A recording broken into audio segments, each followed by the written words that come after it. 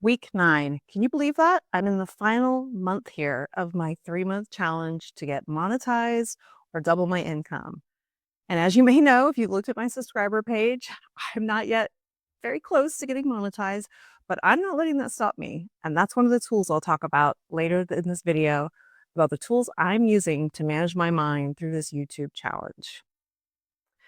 So if you've joined for the other series, you know that this is a challenge that I signed up for with the course that I'm taking, actually the course that I took, and I'll have that in the show notes. But this is a great course that kind of helped people really figure out the kind of nuts and bolts of starting a YouTube channel. And it was targeted towards people that are over 40, which I am by some years. And one of the other pieces of the challenge was to double your income or get monetized, batch record up to 4 videos in one setting. And I did try that for several weeks. I believe it was my last week's video where I gave some of my experiences with that and what I'm kind of doing instead. And another one that I haven't mentioned or we've sort of talked about when I've been doing my weekly thing is to try to come up with sort of viral video. And I'll talk a little bit about that later. And also to invest in your business in such a way that it might be an investment that you could then later incorporate into a video. So the example I've given a couple times is that a lot of the people that are on this are coming through like a travel channel type interest because that's the people that uh, produce the course are travel writers or excuse me travel content creators. And the thing like, they're doing things like buying a couple hotels room in the same city and comparing them. So that's one way you can invest.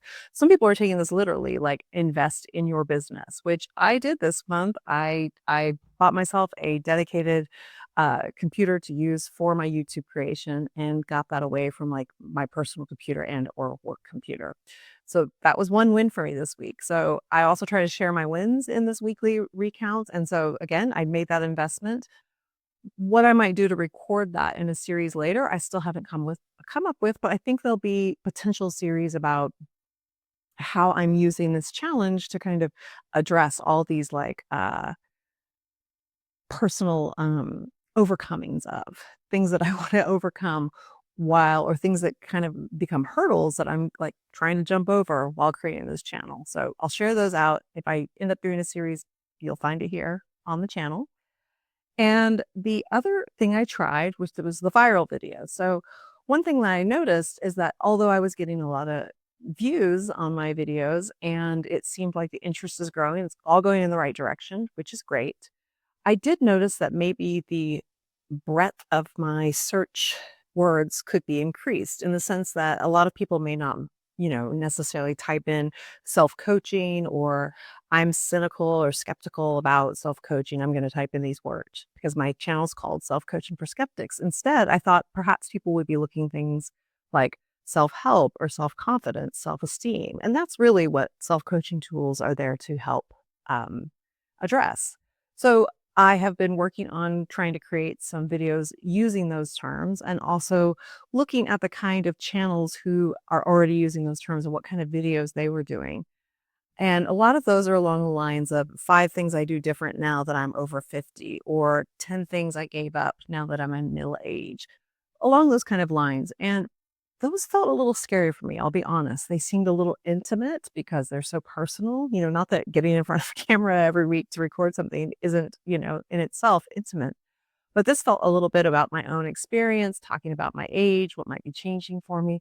And so I usually find that if something sounds a little scary, I'm probably heading in the right direction. And so I did record a video like that. I'm still editing that one, but that will be up in a week or so. So you can check that one out. So the tools I use this week are to like my reasons. Now, we've talked about reasons before in my videos. I've mentioned a lot about compelling reason, and that would be the reason why you might be doing something like a big goal, like a YouTube challenge or a YouTube channel per se. And this has come up a little bit for me. In my last couple weeks, I shared that I started sharing this my channel with friends and family, and most of the feedback has been really positive or neutral. And one of the things that was asked is like, well, why are you doing this? And of course, there's always the reasons about it'd be fun to be monetized. I feel like I have something to share with people. I want to be of service to others that might benefit from self-coaching tools. And all those reasons felt good. My reasons weren't because someone dared me to do this, or I really need the money. And so I'm doing this as a side hustle, or, I want to see myself on the screen. Not that those are bad reasons at all. They just don't resonate with me. And one of the ways I can tell that is by how it feels in my body. And I know we've talked a little bit about using your body as kind of a biofeedback tool. And it really is good once you get used to tuning in. And it can take a while, particularly if you've been kind of disassociated or had a, egregious relationship with your body. It can be kind of hard to tune in. So I'll have some videos about how to potentially increase that ability to listen in and use that as a tool. But really, for me, I can kind of tell just like, am I clenching my jaw? Do I feel kind of tense in my stomach? Does my throat feel kind of closed? If that's the case, it's usually an indication to me that this may not be my reason, or I may not like this reason so much. I might be doing this for someone else. And that came up for me also with this purchase. I wanted to purchase um, a dedicated tool that I could use for my business. My business, as you know, I'm not yet monetized, but I wanted to feel legitimate about what I'm doing here. And partly that means making that initial investment in some basic tools to record. And also I realized I needed something to kind of manage the pieces of taking this video from my phone into a cloud, into YouTube. And that was getting a little bit clunky. And it was definitely slowing the process down. And as I've shared, I work full time. So I really needed that part to be a bit more seamless. So I've made this investment. And I know that some people might decide, even some people that I might live with might think, oh, that seems like a lot to spend when you don't even have a real business right now or a real working money making channel. I totally get that. And that could be true for them. But I know that I like my reasons for doing that. And so, you can always check in with people. Hey, tell me more. What are you feeling about that? But people are going to have their opinions. And if you like your reasons, it's not going to have the same effect on you. It probably won't trigger you as much. You may notice it having a little bit of it still does for me, particularly when it comes to spending money. That seems to be one of those old patterns that I'm probably always going to have to pay attention to and, experiment with. But also, I like my reasons. So I had written them down. I had thought them through. To me, it did not seem an impulsive purchase. And so I was okay making that purchase. And again, that's just something to kind of play around with if you have a goal and you find people maybe questioning it. Again, no need to justify or anything like that. But if you do feel like you're getting a little defensive, it might just be an opportunity to sit down and, just pull out a pen and paper and think, what are my reasons for doing this? And do I like them? Is it because I just want to see myself on the screen? If that's cool with you and you like that, then great, go for it. Don't let that it doesn't have to be my reason. Let it be yours. So that was my first tool. My second tool that I used a bit this week was to remember to not be in a hurry to be successful. And that might sound a little counterintuitive given that this is a 3-month challenge and I'm in my last month and I am nowhere near really what YouTube would need to be monetized.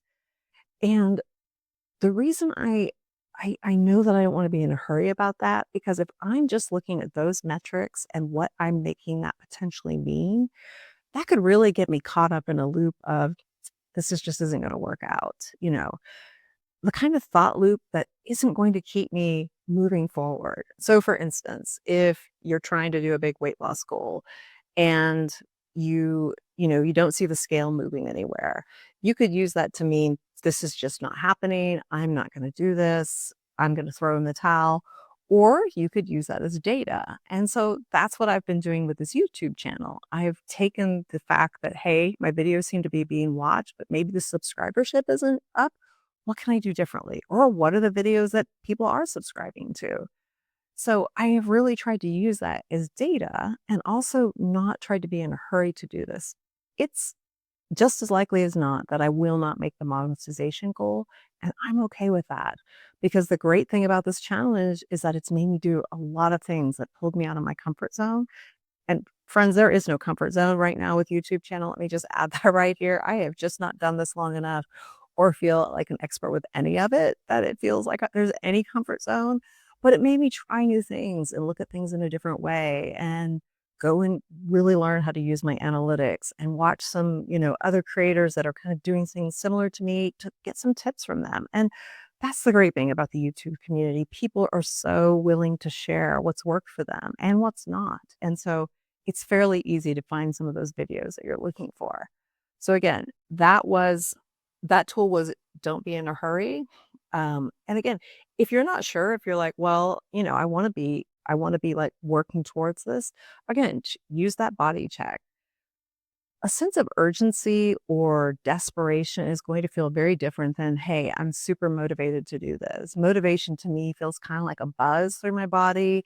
I find that my mind's thinking about the kind of videos I want to create and is more excited to share my content and also more forgiving when I make a mistake or, flub up something I'm saying. I'll just be like, that's okay. That's fine.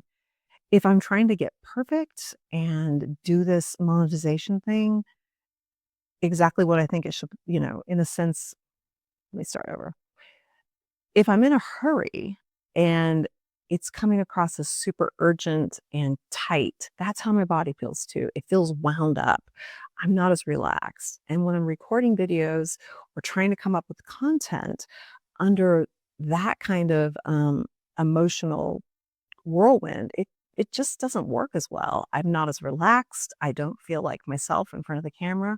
I don't even want to, get behind the camera.